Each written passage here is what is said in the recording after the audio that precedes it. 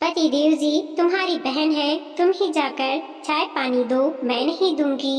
सुनीता अपना सारा काम निपटाकर अपने कमरे में आराम कर ही रही थी कि इतने में बाहर से डोरबेल बजने की आवाज आई। आवाज सुनते ही सुनीता बड़बड़ाती हुई दरवाजा खोलने गई, लेकिन दरवाजे पर शायद कोई बेसब्री से इंसान खड़ा था। उसे बिल्कुल भी सब्र नहीं था, इसलिए तो शायद डोरबेल पर उंगली रखकर हटाना भूल गया। जैसे ही सुनीता ने दरवाजा खोला तो सामने अपनी ननद मीना को देखकर उसका मूड ऑफ हो गया। कहा तो सोचा था सारा दिन काम करने के बाद आराम करेगी, पर तो अब तो हो गया आराम। हालांकि ऐसा कभी ना था कि वो ननद के आने पर खुश हुई हो या उसके लिए आगे से आगे बढ़कर काम किया हो। नमस्ते, ननद को बस नमस्ते किया और हॉल में बैठकर अपने बैठाकर कमरे में चली गई। वहां जाकर अपने पति वीरेश को कहा, चलो बाहर तुम्हारे कर्जदार आ गए हैं, जाओ जाकर उन्हें हैंडल करो। उसकी बात सुनकर वीरेश हैरानी से बोला, कर्जदार? कैसे कर्जदार? मैंने तो किसी से कर्जा नहीं लिया है, फिर कौन आया है? उसकी बात सुनकर सुनीता मुंह बिगाड़ते हुए बोली, अच्छा, फिर तुम्हारी बहन आए दिन यहाँ क्या लेने आती है? ना खुद चैन से रहती है, ना हमें चैन से रहने देती है। अरे दीदी आई हैं, तो खुश होने की जगह ऐसी ऊट पटांग बातें क्यों कर रही हो? वीरेश खुश होते हुए बोला, दीदी तुम्हारी है, मेरी नहीं। और वैसे भी इन्हें मेरे संडे बर्बाद करके पता नहीं क्या मिलता है। अभी आप बैठे क्यों हो? जाओ उनके पास, मैं थोड़ी देर आराम करना चाहती हूँ। अरे आराम करना है तो कर लेना, किसने मना किया है तुम्हें? तुमने पानी वगैरह तो पकड़ा दिया है ना उन्हें? तुम्हारी बहन है, तुम खुद कर लो, मुझे आराम करने दो। सुनीता आंखें तैराते हुए बोली। वीरेश उसके आगे कुछ नहीं कह पाया और सीधा कमरे से बाहर निकलकर बाहर आ गया। बाहर मीना को बिठा कर देखा। वीरेश उसके पास आया और उसके पैर छूकर बोला, कैसी हो दीदी आप? अकेले आए हो? गुड़िया को भी साथ ले आते। बस मैं ठीक हूँ। गुड़िया आज अपनी दादी के साथ मंदिर गई है।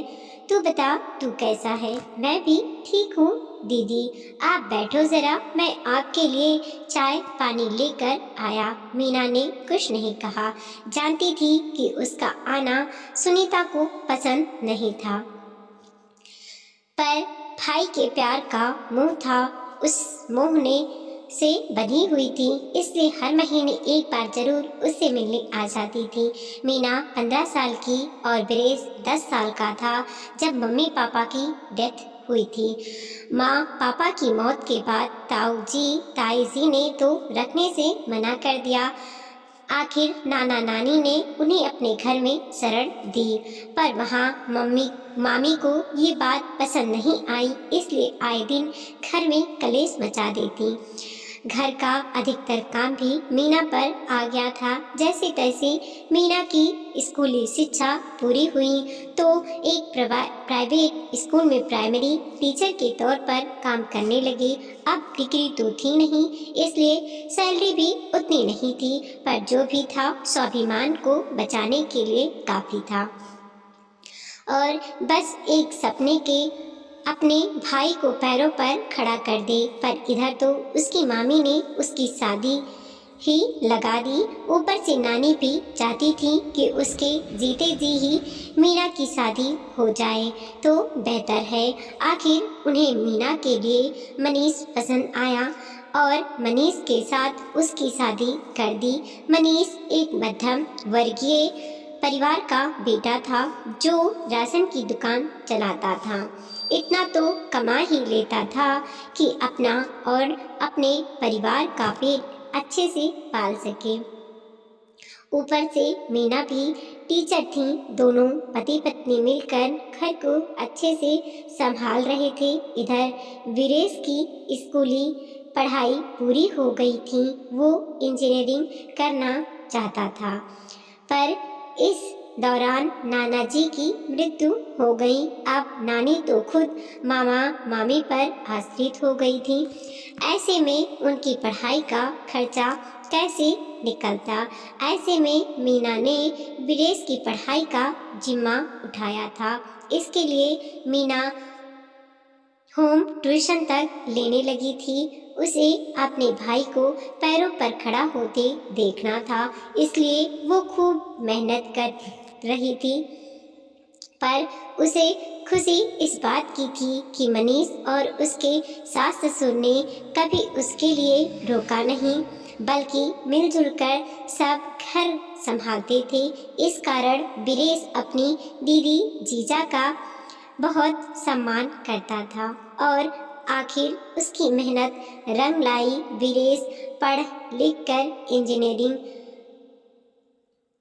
बन गया और एक मल्टीनेशनल कंपनी में जॉब करने लगा। वहीं उसे अपने साथ काम करने वाली सुनीता पसंद आ गई और उसने सुनीता से शादी कर ली।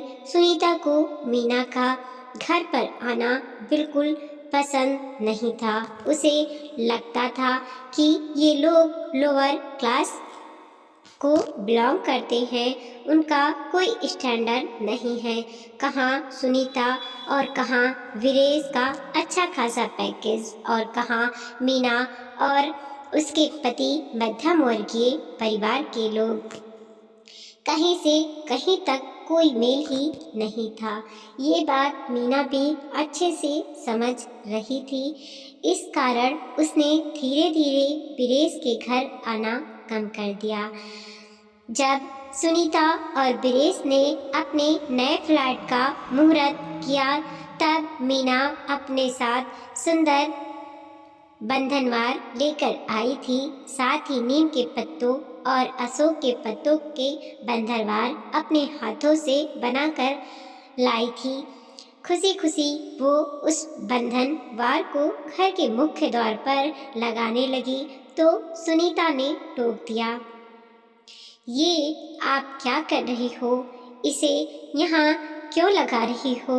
अचानक सुनीता के टोकने पर मीना एक पल के लिए बंधनवार लगाती लगाती रुक गई, पर फिर बोली, सुनीता, ये पत्तों के बंधनवार तो बहुत शुभ होते हैं, इसे दरवाजे पर ही लगाया जाता है।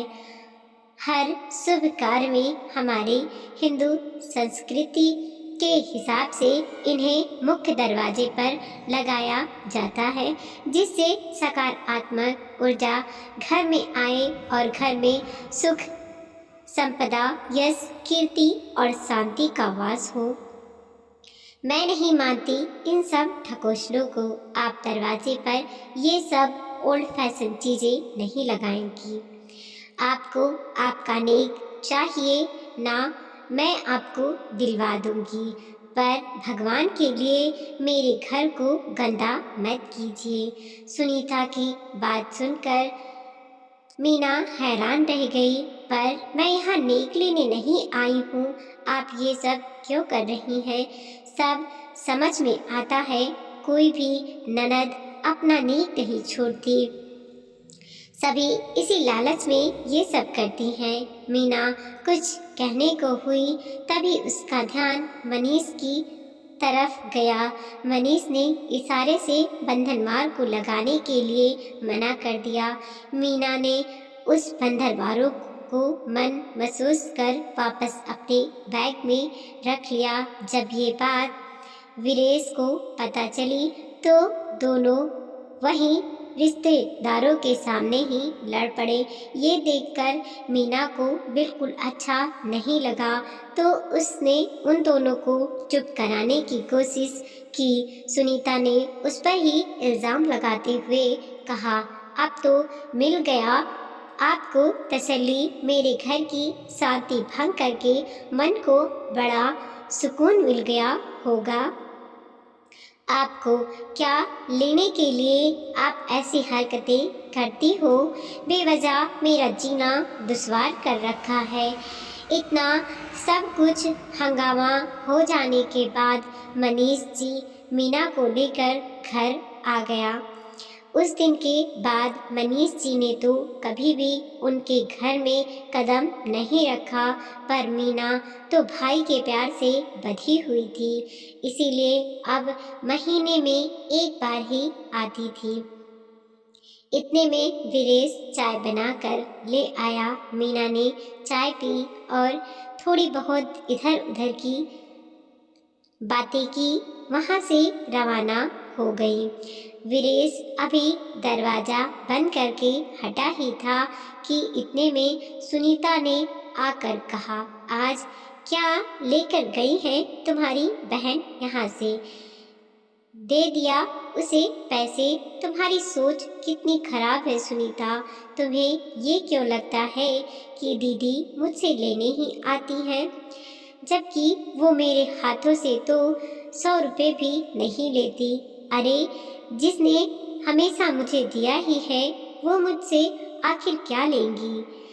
उसकी बात सुनकर सुनीता मुंह बनाते हुए बोली, अगर तुम्हारा बहन पुराण हो गया हो तो जरा मुझे भी शॉपिंग करवा दो। अगले हफ्ते मेरे भतीजे नोनू का मुंडन समारोह है, उसके लिए महंगे गिफ्ट तो लेकर जाऊंगी। वीरेश ने ज़्यादा कुछ जवाब नहीं दिया और दोनों शॉपिंग के लिए कुछ देर बाद रवाना हो गए। सुनीता अपने भतीजे के लिए सुंदर सुंदर गिफ्ट लेकर आ गई। अगले हफ्ते वो अपने भतीजे के मुंडन समारोह में अपने महंगे गिफ्ट के साथ पहुंची। मुंडन से पहले यज्ञ पूजन का आयोजन किया गया था। सुनीता के मायके के रीति रिवाज के मुताबिक मुंडन में उसकी बुआ अपनी लाई हुई ड्रेस पहनानी थी। सुनीता ने बच्चे के लिए बहुत सुंदर ड्रेस लेकर भी गई थी, लेकिन ये क्या, उसकी भाभी ने अपने मायके से आई हुई ड्रेस अपने बेटे को पहना दी। ये देखकर सुनीता ने कहा, भाभी मुंडन से पहले भोजन में भतीजा तो बुआ की लाई हुई ड्रेस को पहनकर ही बैठता है, फिर आपने अपने मायके वालों की ड्रेस क्यों पहना दी? ये सुनकर उसकी भाभी ने कहा, अरे सुनीता, तुम क्यों नाराज हो रही हो?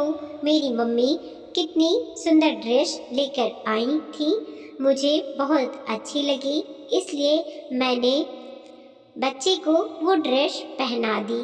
पर भाभी, रिवाज के मुताबिक तो बच्चे को मेरी लाई हुई ड्रेस पहनानी थी। मैं भी तो उसके लिए कितनी सुंदर ड्रेस खरीद कर लाई हूँ। सुनीता, क्यों बात का बतंगड़ बना रही हो? माना कि तुम भी ड्रेस लेकर आई हो, लेकिन मुझे तो मेरे मम्मी की लाई हुई ड्रेस ही पसंद आई है। और रही बात तुम्हारी नेक की, तो वो मैं तुम्हें दिलवा दूंगी। भाभी की बात सुनकर सुनीता हैरान रह गई और थोड़े गुस्से में बोली, मैंने ये सब कोई नेक के लिए नहीं कर रही हूँ।